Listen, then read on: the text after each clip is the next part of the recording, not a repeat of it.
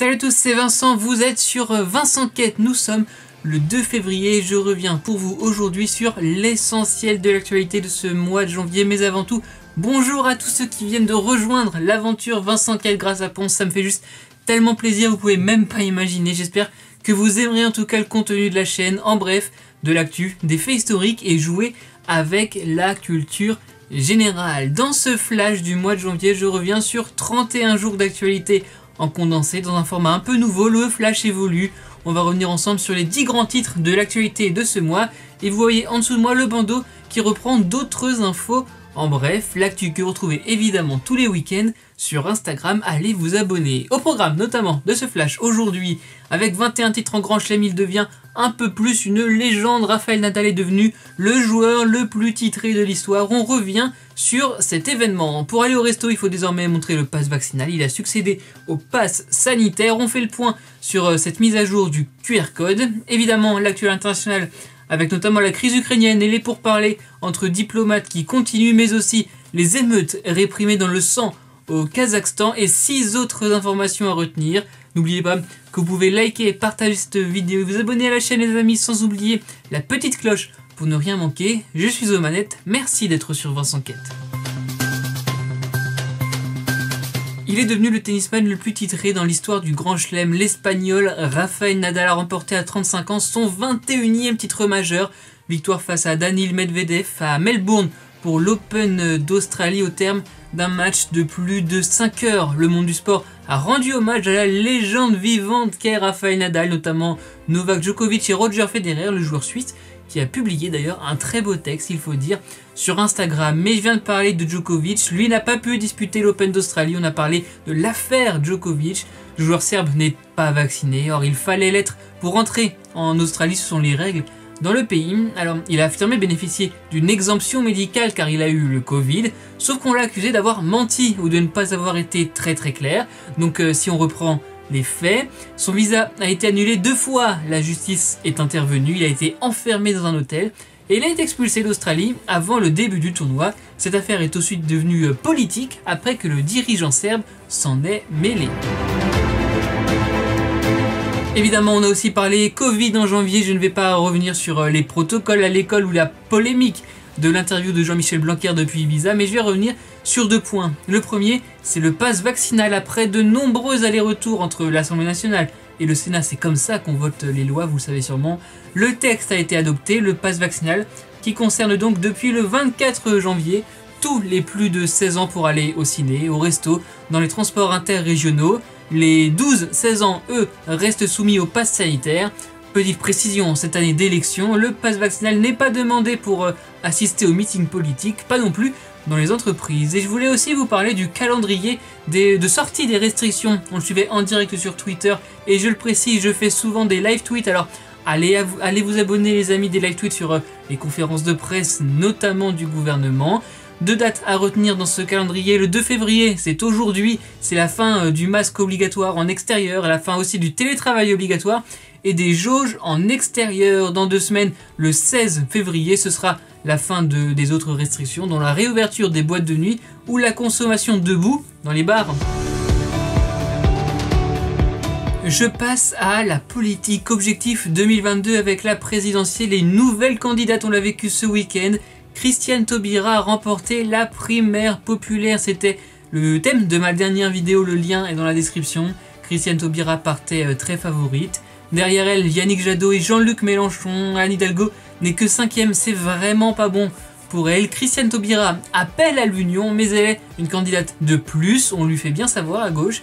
Et les autres ne sont pas enclins à laisser leur place, surtout que oui, leur campagne est déjà bien lancée. La course à la présidentielle, toujours du côté de l'extrême droite. 3 membres phares du RN, si j'ai envie de dire, Gilbert Collard, Damien Rieu et Jérôme Rivière ont quitté Marine Le Pen au profit d'Éric Zemmour, rejoint également par l'ex-LR et ex-beaucoup de partis, Guillaume Pelletier, et pourquoi pas Marion Maréchal Le Pen. C'est un dossier à suivre en tout cas dans cette campagne présidentielle. Politique et suite du quinquennat mémoriel avec la guerre d'Algérie. Emmanuel Macron a reconnu la responsabilité de la France dans la fusillade de la rue d'Isly à Alger. C'était en mars 1962, une fusillade qu'il juge impardonnable pour la République. Il a toutefois estimé que le massacre du 5 juillet 1962 à Oran doit être reconnu, un geste des deux côtés. Donc, politique toujours, l'Assemblée nationale reconnaît officiellement le génocide des Ouïghours en cours au Xinjiang en Chine, résultat d'un vote à la presque unanimité d'une proposition socialiste.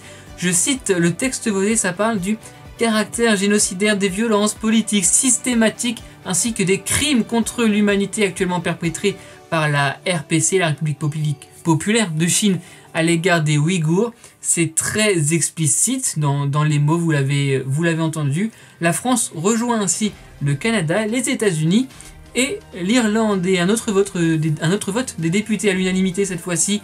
Les thérapies de conversion, vous savez, c'est thérapie avec, je ne compte même pas les guillemets autour de ce mot, pour soigner l'homosexualité, oui.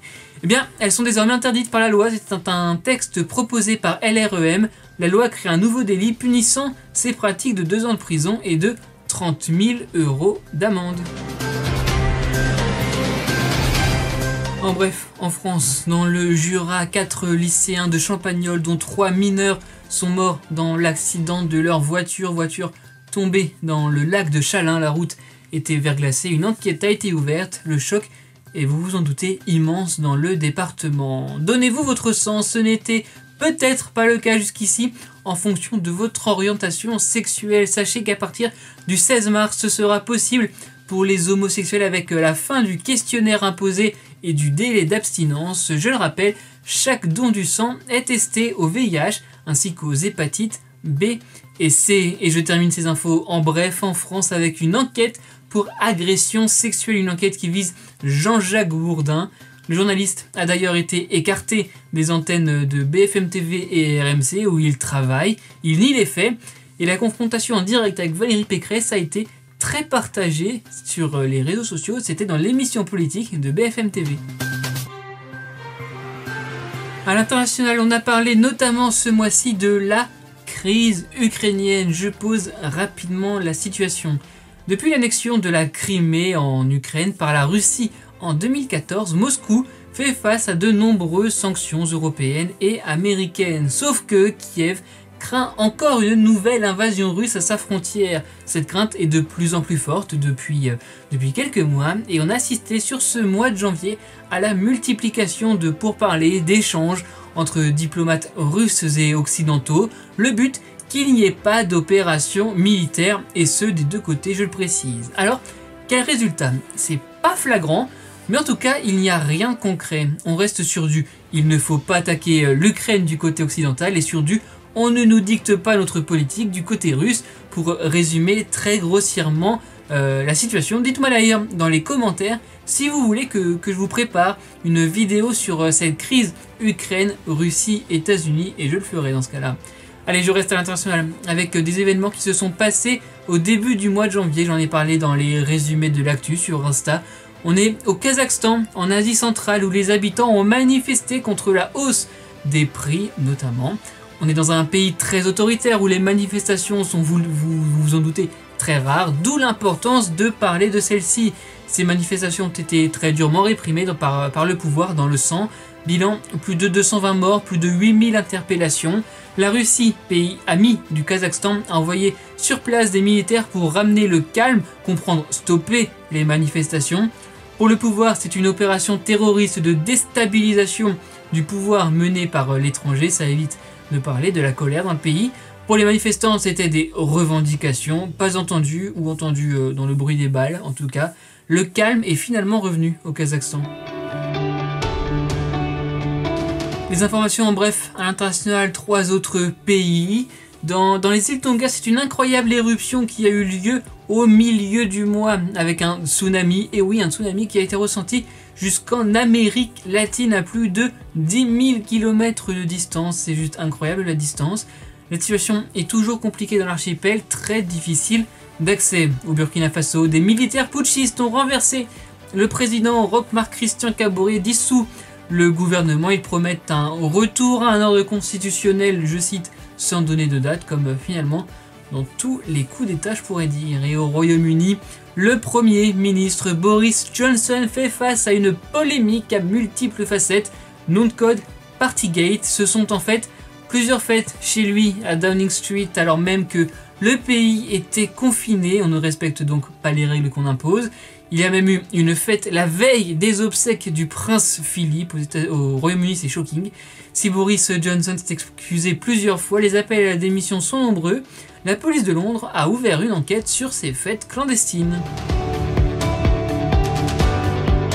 L'actu, c'est aussi des disparitions. Parmi les plus marquantes de ce mois de janvier, l'acteur Gaspard Ulliel est mort à l'âge de 37 ans. Il avait été victime d'un grave accident de ski en Savoie. Son pronostic vital était engagé alors qu'il était hospitalisé au CHU de Grenoble où il est décédé. Gaspard Ulliel avait reçu le César du meilleur espoir masculin en 2005 pour Un long dimanche de fiançailles et celui du meilleur acteur en 2017 pour Juste la fin du monde. Une disparition marquante en France aussi, celle d'Igor Bogdanov à 72 ans, 6 jours après son frère Grishka.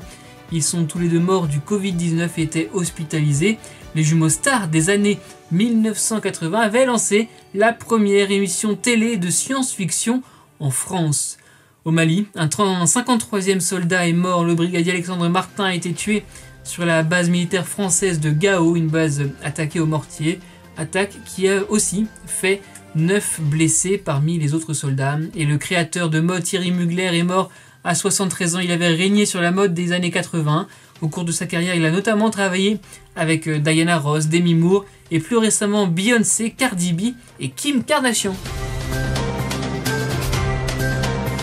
Je finis avec le sport. Il n'y avait pas que l'exploit de Rafael Nadal ces derniers jours, ces dernières semaines. Il y a aussi eu l'exploit de Sébastien Loeb. À 47 ans, il est devenu le vainqueur le plus âgé en championnat du monde de rallye avec une 80e victoire. Oui, en WRC, c'était sa première depuis 2018.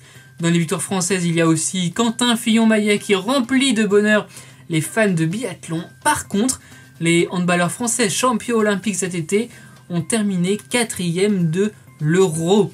Une autre défaite, celle de Cyril Gain. Le Français n'a pas réussi à vaincre le Camerounais Francis Ngannou qui conserve sa ceinture des poids lourds en MMA. Et le bilan du Dakar 2022 pour les motos, c'est Sam Sunderland qui remporte la compétition avec KTM. Catégorie auto, c'est Nasser El Attiyah chez Toyota. A noter quand même l'explosion lors de la première étape et la mort d'un mécanicien français à la fin de la compétition dans un accident de la route. Voilà pour l'actu de ce mois de janvier, c'est la fin de ce flash. Merci d'avoir été au rendez-vous, merci les amis qui viennent de me rejoindre. Le résumé de l'info tous les dimanches, c'est sur le compte Instagram de Vincent Quête et désormais tous les soirs en story et sur Twitter. Le prochain résumé de l'actu en vidéo, ce sera donc pour le mois prochain. N'oubliez pas de vous abonner, de liker et de partager les vidéos sur les réseaux sociaux. Vous l'avez compris, c'est @VincentQuête, on se parle quand vous voulez. Et surtout, n'oubliez pas les amis, soyez heureux, restez curieux.